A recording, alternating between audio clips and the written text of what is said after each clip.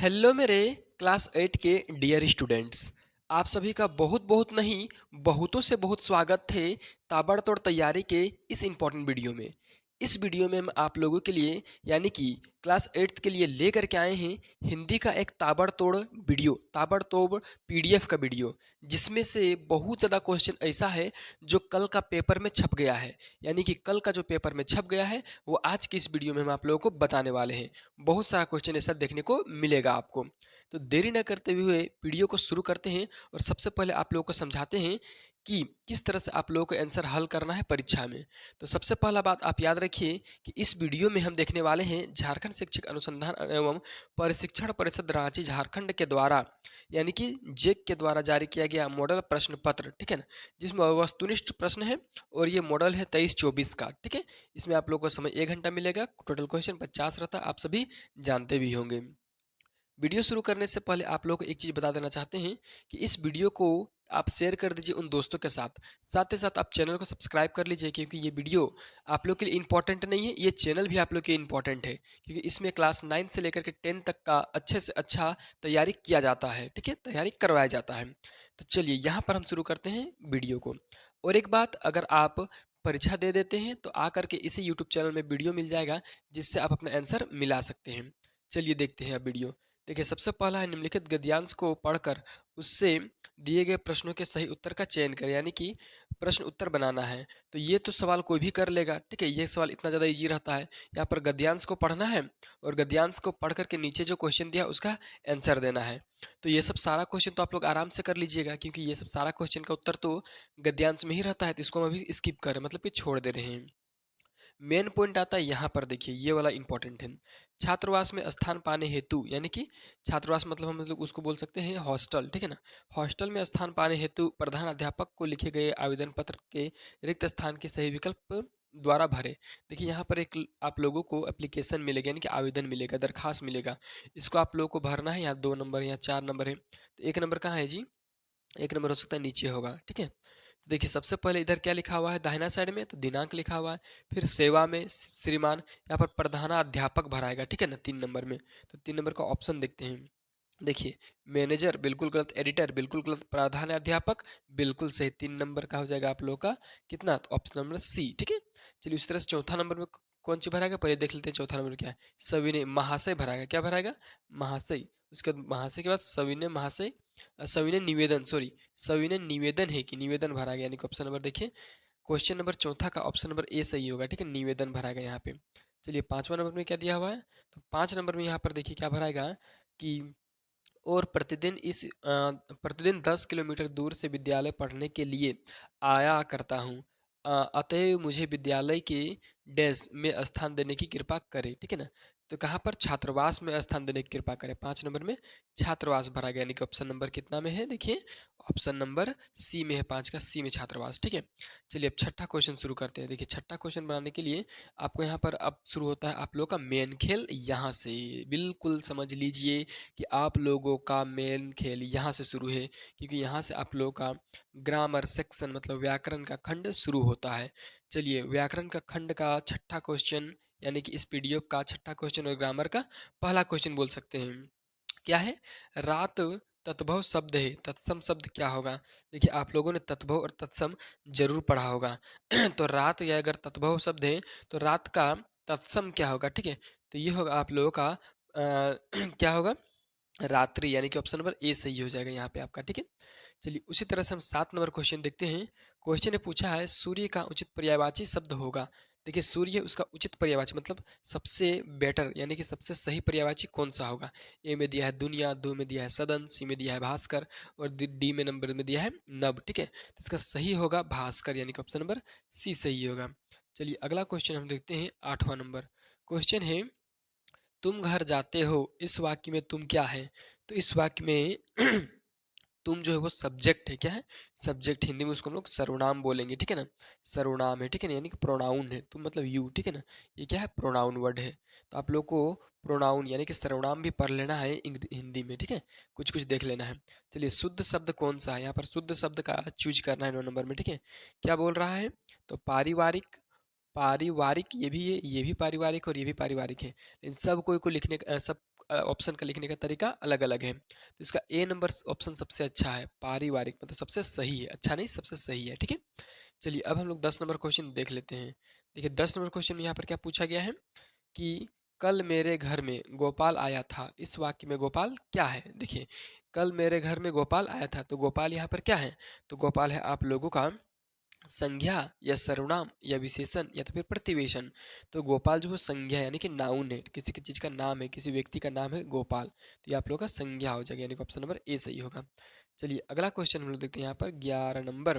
क्या है, स्वागत शब्द में कौन सा उपसर्ग क्या है, ठीक है ना।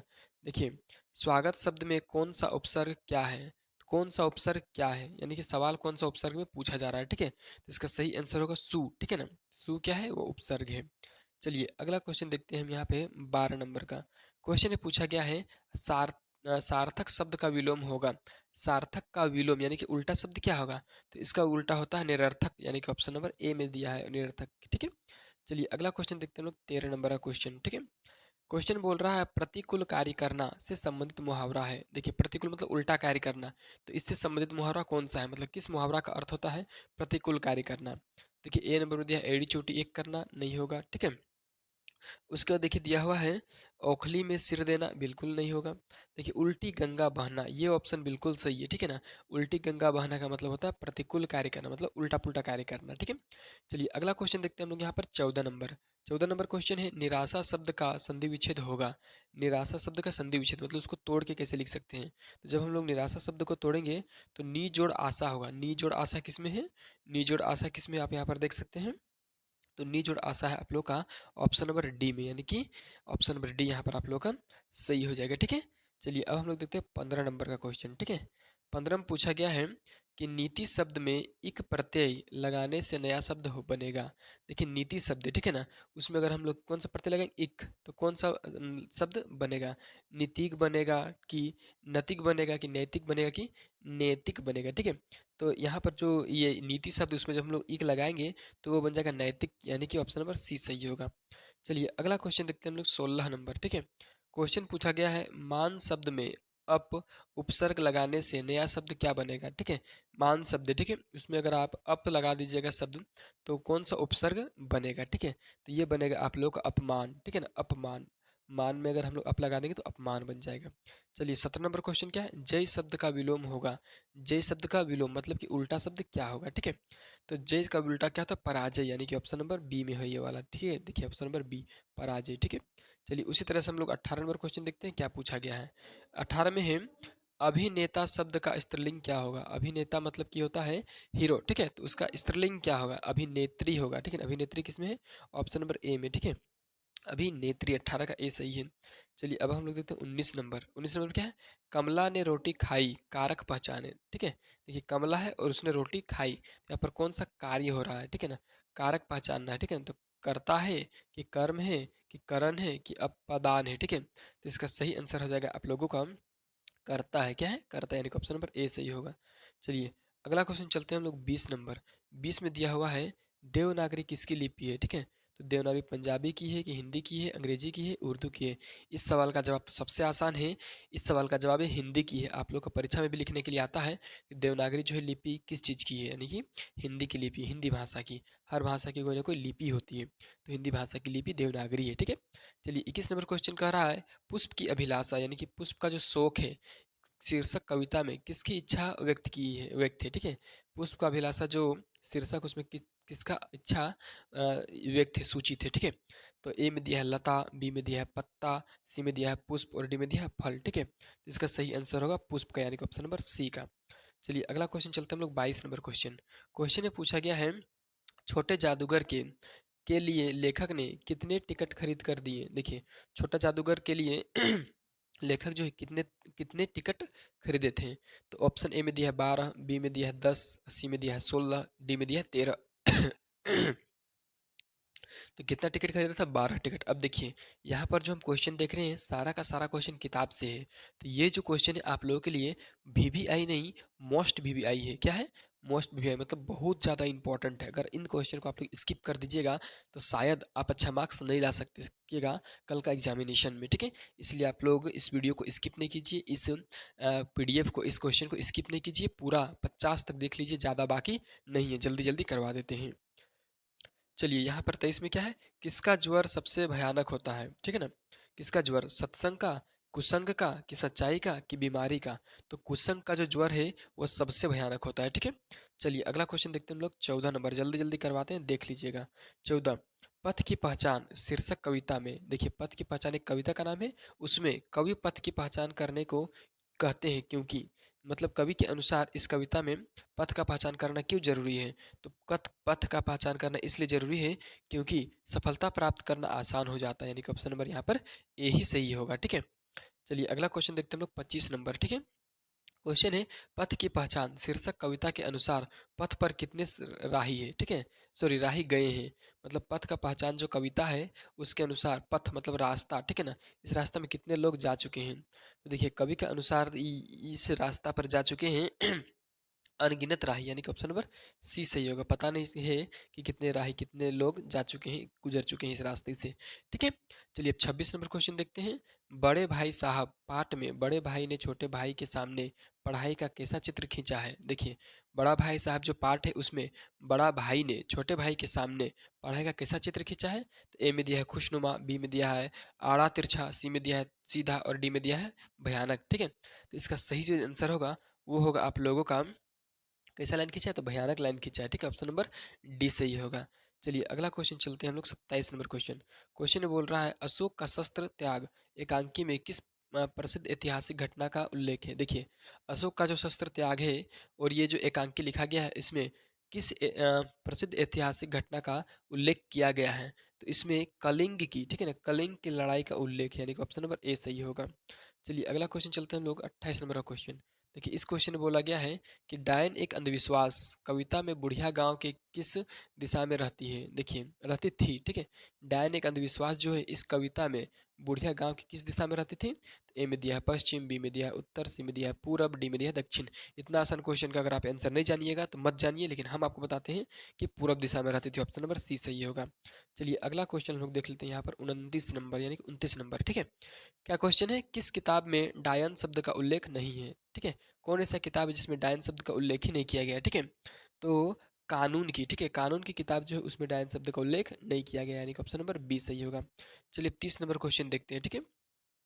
क्वेश्चन में पूछा गया है, अमरूद का पेड़ शीर्षक कहानी के अनुसार लोगों ने किसके प्रति उदासीनता बरती। देखिए अमरूद का जो पेड़ है, ये जो कहानी है इसके अनुसार लोगों ने किसके प्रति उदासीनता बरती है, तो अमरूद के पेड़ के प्रति, ठीक है, यानी कि ऑप्शन नंबर ए ही सही होगा, ठीक है। चलिए अगला क्वेश्चन हम लोग चलते हैं 31 नंबर, यानी कि 31 नंबर क्वेश्चन है, अमरूद में आए 3-4 सफ़ेद फूलों के बारे में सर्वप्रथम किसने बतलाया। देखिए अमरूद में आए जो 3-4 सफ़ेद फूल है उसके बारे में सबसे पहले यानी कि सर्वप्रथम किसने बताया है, तो ये बताया था आपका मिद्दू ने, ठीक है ना, यानी कि ऑप्शन नंबर सी सही होगा यहाँ पे आप लोगों का। चलिए अगला क्वेश्चन उसी तरह से हम लोग चलते हैं, 32 नंबर। 32 नंबर का क्वेश्चन कह रहा है, क्या निराश हुआ जाए पाठ के अनुसार भारतवर्ष सदा कानून को किस रूप में देखता आ रहा है। देखिए क्वेश्चन पूछा गया है कि क्या निराश हुआ जाए, इस ये जो कविता ये जो पाठ है, ये जो चैप्टर है, इसमें पाठ के अनुसार क्या है, भारतवर्ष सदा कानून को किस रूप में देखता आ रहा है, तो ये आपका धर्म के रूप में देखता आ रहा है, यानी कि ऑप्शन नंबर ए ही सही होगा, ठीक है। चलिए अधिकांश क्वेश्चन तो आप लोग के लिए आसान होगा, लेकिन बहुत ऐसा क्वेश्चन है जो आप लोग के लिए कठिन है, ठीक है। तो वीडियो को पूरा जरूर देखिएगा, मात्र 10-12 क्वेश्चन बाकी हुआ है, मतलब सॉरी बाकी है, तो जल्दी से आप इस वीडियो को पूरा कंप्लीट कर ही लीजिए। चलिए 33 नंबर क्वेश्चन में क्या पूछता है, कंडक्टर लेखक के बच्चों के लिए क्या लेकर आया। देखिए कंडक्टर जो है वो लेखक के बच्चों के लिए क्या लेकर आया था। ए में है पानी और थोड़ा दूध, बी में है मिठाई, सी में है चॉकलेट और डी में है आइसक्रीम। तो लेखक जो थे वे लेकर के आए थे पानी और थोड़ा सा दूध, यानी कि ऑप्शन नंबर ए सही हो जाएगा। चलिए अगला क्वेश्चन हम लोग देखते हैं, 34 नंबर क्वेश्चन है, राम का भरत को संदेश पाठ किस महाकाव्य का अंश है। देखिए ये जो चैप्टर है राम का भरत को संदेश, ये जो पाठ है किस महाकाव्य काव्य का थोड़ा सा अंश यानी कि भाग है, ठीक है। ए में है रामायण, बी में है रामचरितमानस और सी में है कवितावली और डी में है महाभारत, ठीक है। तो ये जो है आप लोगों का रामचरितमानस का अंश है, ठीक है ना, यानी कि ऑप्शन नंबर बी सही हो जाएगा आपका। चलिए अगला क्वेश्चन देखते हैं, 35 नंबर क्वेश्चन। क्वेश्चन पूछ रहा है, तुलसीदास के अनुसार मुखिया को कैसा होना चाहिए? तो मुख के समान या आंख के समान या कान के समान या तो फिर दांत के समान। तो ये जो तुलसीदास है उनके अनुसार मुखिया को कैसा होना चाहिए? तो मुख के समान होना चाहिए, यानी कि ऑप्शन नंबर ए, तभी तो उनका नाम मुखिया पड़ा है। ठीक है, चलिए अगला क्वेश्चन चलते हैं हम लोग। 36 नंबर, बस की यात्रा शीर्षक पाठ कैसी रचना है? मनोवैज्ञानिक है कि हास्य व्यंग्यात्मक है कि निबंधात्मक है कि आत्मकथात्मक है? ठीक है, तो ये जो बस की यात्रा है ये वो आप लोग का हास्य व्यंग्यात्मक है, यानी कि हंसने वाला है और व्यंग से भरा हुआ है, यानी कि झूठे झूठे कहानियों से भरा हुआ है। चलिए अगला क्वेश्चन में देखते हैं, 37 नंबर। बस में कितने मित्र सवार थे? तो बस में कितने मित्र सवार थे? 5 मित्र सवार थे, यानी कि ऑप्शन नंबर डी सही हो जाएगा। चलिए उस तरह से हम लोग 38 नंबर क्वेश्चन देखते हैं। क्या है?